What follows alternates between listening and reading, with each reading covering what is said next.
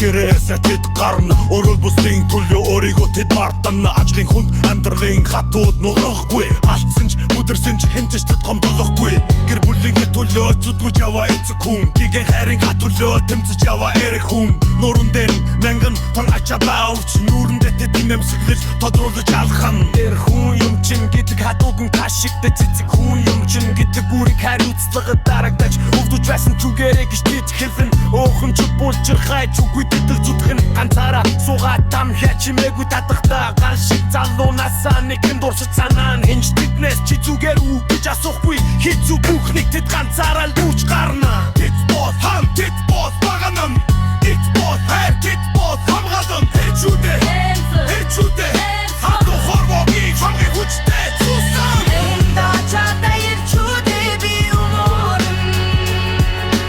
нүлэм сатал гисэн тэдний сэтгэл би дүүн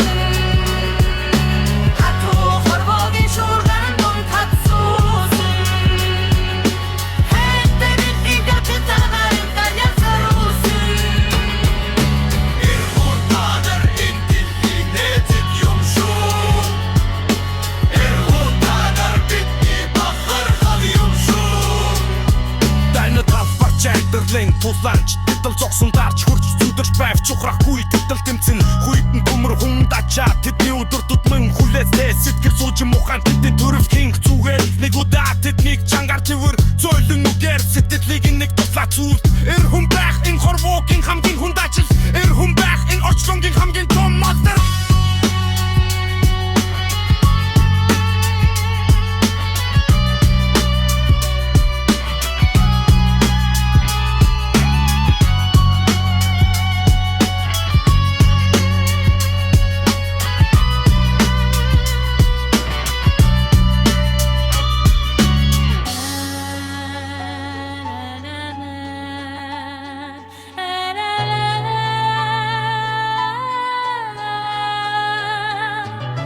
Гиссэн хүн гисэн хайрлагдах хэрэгтэй төвчээр бүхний цаана асар том зүрх цохолж байгаа